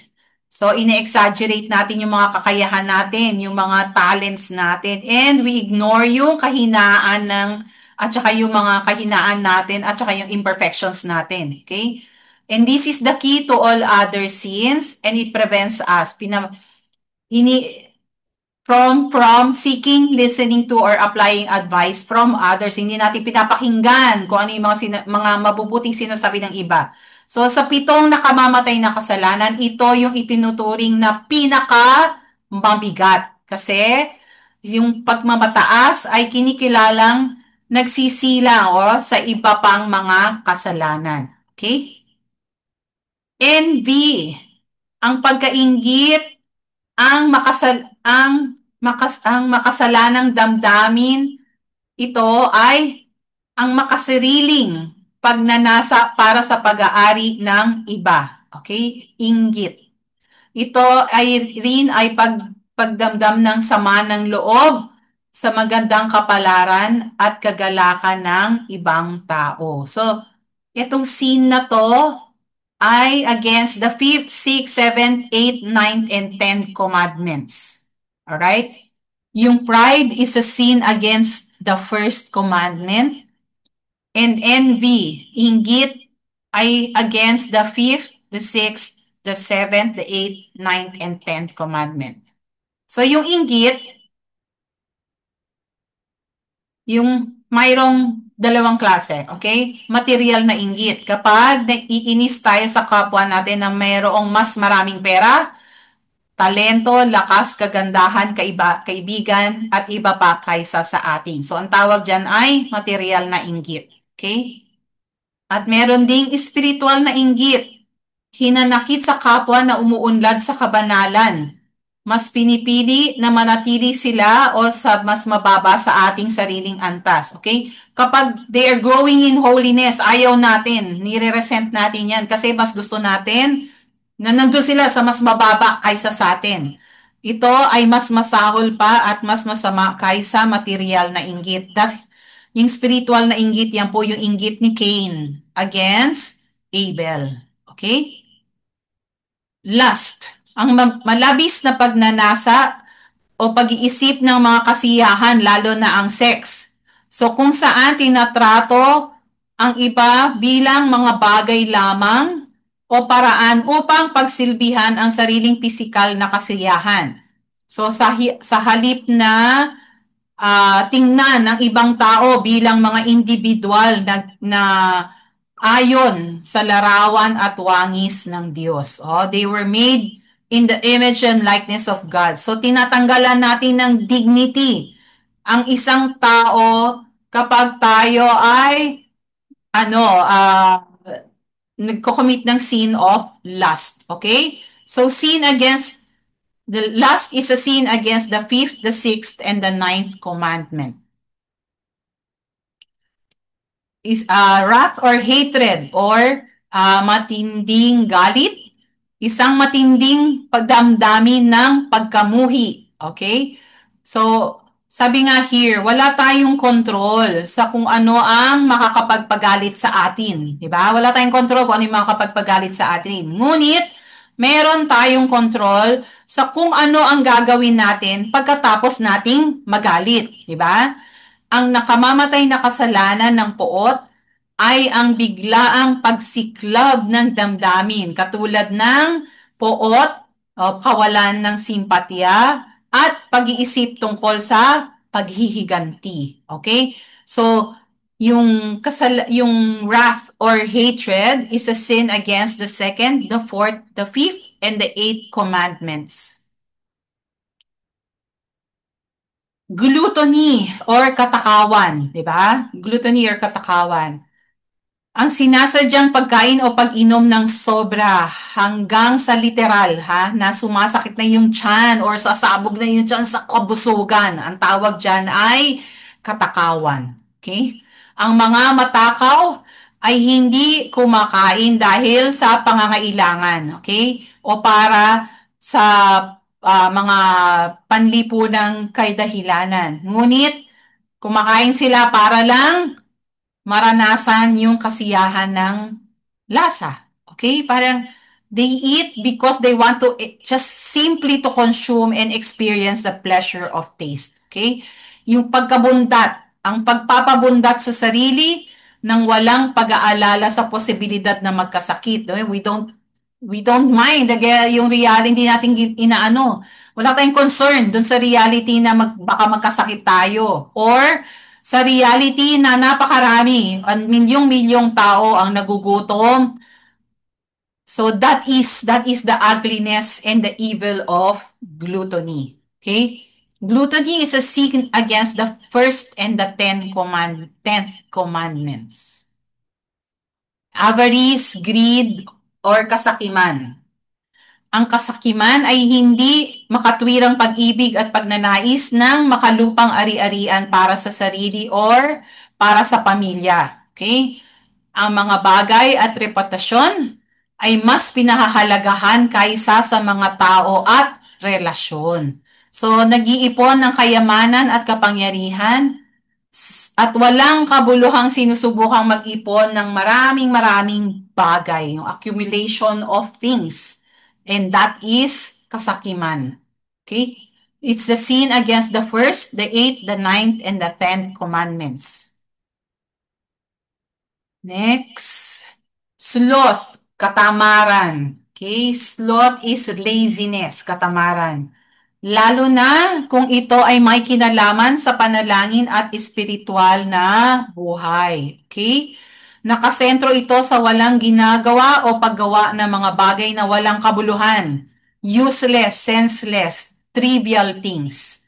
So walang hinahangad kundi magpahinga ng walang intensyon na magsakripisyo or gumawa ng isang ibang bagay para sa iba. Okay? So, hindi naman talaga masama yung magpahinga, di ba, kung kinakailangan. Ito yung naman talaga yung nakakatulong sa atin, di ba, para magkaroon tayo ng energy, ng lakas, para gumawa ng mas mabubuting bagay pa. Pero, kung puro rest na lang tayo, di ba, habang nag-scroll to the max sa social media, wala nang ginawa kundi mag-scroll. And next thing you know, ubos na yung oras mo. Wala nang time to do other more important stuff. So, yun. So, it becomes laziness. Like, it becomes katamaran. Okay? So, ang katamaran ay nagbubunga ng kawalang interes or pagwawalang bahala na pumipigil sa kagalakan na sana'y mararanasan ng sarili at ng kapwa.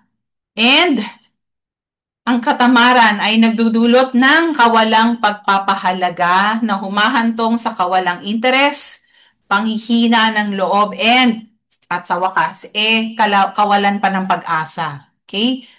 It brings us yung lukewarmness, okay? Nagiging cause ng disinterest, nagiging cause ng despair. Okay? So, ladies and gentlemen, okay? So, tapos na ang session natin. Ito na po yung ending. Pasensya na, I went over 12 minutes, okay? So, congratulations sa inyong lahat na dumalo para matapos ang lahat ng klase natin. Thank you very much sa inyo. So, sa ngalan ng buong Catechetical Ministry, kasama ni Miss Cheryl Coronel, myself, and the mga teachers na nagturo sa inyo in all of these sessions, kami po ay lubos na nagpapasalamat na naging bahagi ng inyong faith journey. Okay? Every time po na ginagawa namin ito, it is a very nice feeling because we get to share the faith journey with every one of you. Okay? So, umaasa kami na kayong lahat ay higit na makakakilala, higit na magmamahal sa Diyos, sa ating pananampalatayang Katoliko at sana pinidarasal namin na isabuhay nyo ito sa bawat sandali ng inyong buhay. Okay? Let us know, let us love, and let us live God and our faith. Okay? So I end this with you. Yung words from this is from Saint Augustine of Hippo. Okay? Ginawa mo kami para sa iyong sarili, O Panginoon, at ang aming mga puso ay hindi mapapakali hanggang sa ito ay mapanatag sa iyo. You have made us for yourself, O Lord, and our hearts are restless until it rests in you. Okay, galing po yan kay Saint Augustine of Hippo. So, nakikiusap ako sa inyong lahat. Huwag kayong tumigil na maghangad na mapalapit sa Diyos. Desire God more. So, don't stop desiring God. And because we were made for Him. Okay? So, good night, everyone. Thank you very much again. Please don't forget to submit your attendance and your tests. Okay, ipopost na lang po namin ang mga questions doon sa Google Classroom. Thank you very much for meeting you all again. I will see you all November 24 for our pre-orientation rites. And I'll see you on November 29 in person. I hope to see you all. I will be the one there sa registration. Okay? Thank you everyone. Salamat again.